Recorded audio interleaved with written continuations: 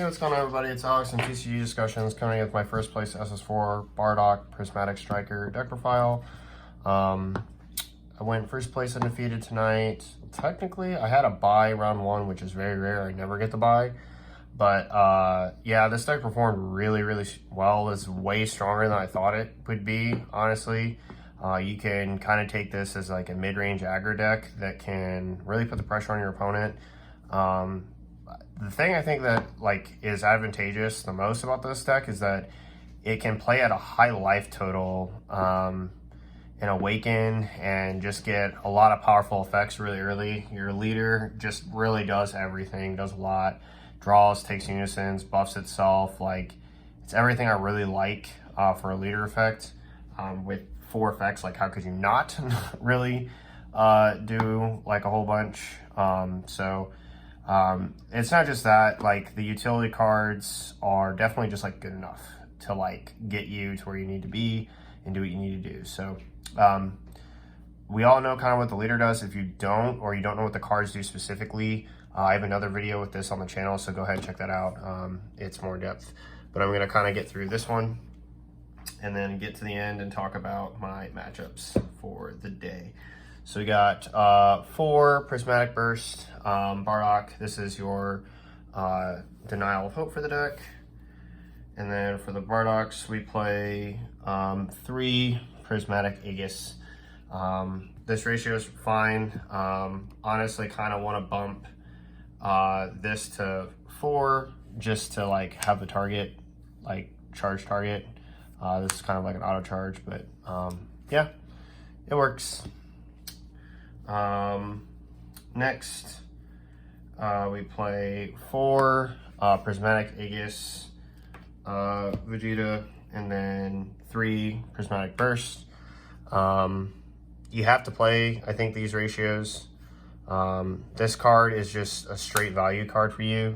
Being able to play between your other 3-drop Goku and this, being able to play this out of your hand and draw 2 and filter through your deck is just really strong. So it's what you really want to do to kind of win the game. And onto the Goku package, 3 and 3 of the Prismatic Burst and Aegis. I really like this card's effect to shut off unison effects. I think it's really good. It's almost worth putting it for. And this one's super strong as well. So it might be this 3-drop might be something I consider increasing. And then next we played 4 of the counterattack and then 4 of the double strike. I really like these ratios. One, this card just solo outperforms anything that's not this deck or multicolor. And even for multicolor Cell Surge, mainly charges green, so got stuck on this. Which I did play Cell Surge today, and I did win. I thoroughly won that one. And then this card is actually broken as well because it's a unison marker remover. So if you think about it, your leader swing is 20 out of unison. That's going to hit most unisons. It's going to take a marker, and you play this guy down. It's going to lose a marker again, and then it's double strike. So it can 5-0 unison with just 2 cards. And if you have the Gokus or Vegetas on board, the 3-drops, you can just play this card down. And then it also would warp opponent's battle card, which is just completely gross. For our boss monsters, we play 2 and 2, 2 Ss4 thwarting and 2 Ss3 thwarting. Both of these probably need to go to 3s in the deck, honestly, because you just don't see enough boss cards to put pressure on your opponent. Good news for me is I got 3 more of this and another one of these tonight, so we're in here. We'll be able to make any adjustments we need for that. And then for our super combo of choice, we play 3 SS Vegeta, the Prince Strikes Back. Not a lot to say about these.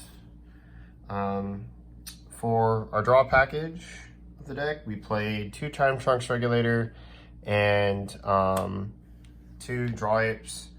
So I'm probably gonna bump the time regulator to 3. I'm gonna like do some other like ratio adjusts of other cards in the deck. But this card too is fine. The reason why you really want to get this set up is for thwarting. Honestly, like it's like it feels bad like when you have to combo and you don't want to like tap your energy, right? So they like go to the drop. This is just like a quick way to get them out of your drop, and then draw 2 cards, warp a card, set up your Thorian Dark Empire in hand.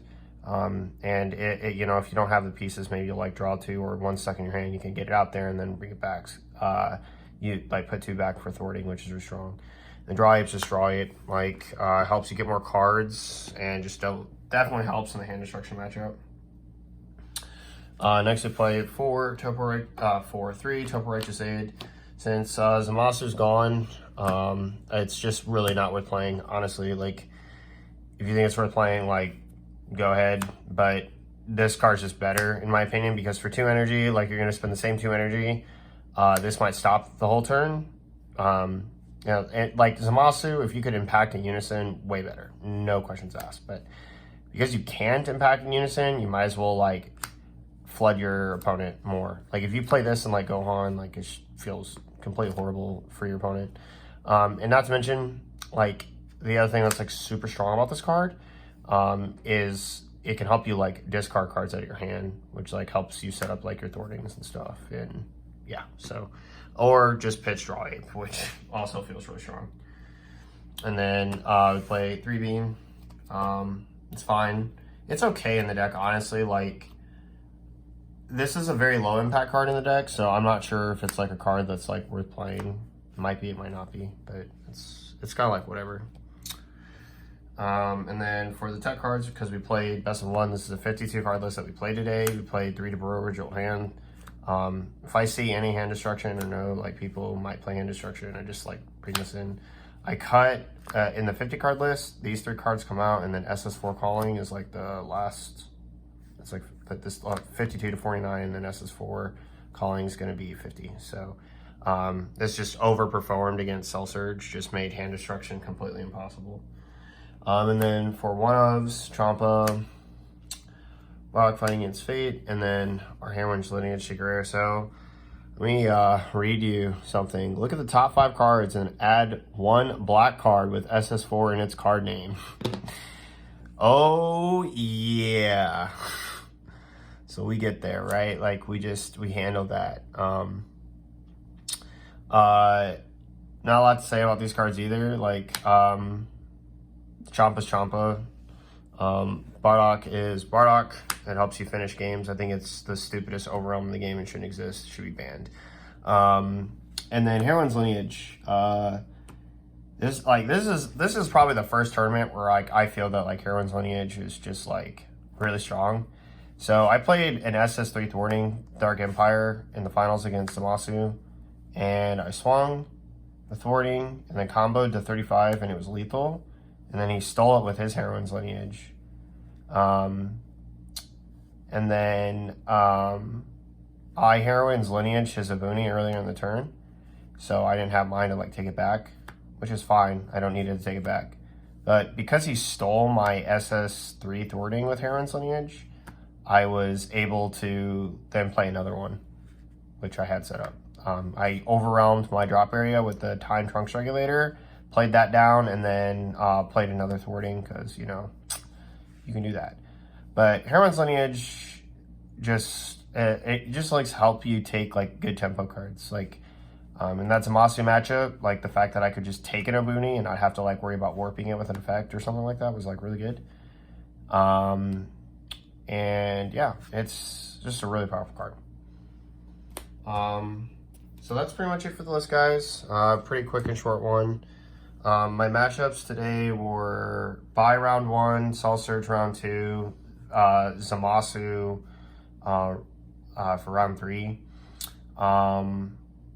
You just destroy Cell Surge. You draw too many cards. Like if you have Dabura main decked and best of 1 with this deck, you will destroy Cell Surge. Like they just kind of lose. As for the Zamasu, you just kind of destroy any blue deck really, because your Ss4 Gogeta just does too much. Not to mention, you can put an extreme amount of pressure on blue. Like, the amount of cards that I had on board was just a little gross. Between the cards that I like, counterplaying cards, so on and so forth. So, yeah. And then did some testing with it afterwards just to get better with the deck. There's still some, like, plays I need to work on, but long story short, long story short, this deck is, like, actually really strong. Way stronger than I ever give credit for, so do yourself a favor and look into this deck if you haven't already. So that's it for this video, guys. Thank you so much for watching, and this is Alex from TCG Discussions, signing off. Later.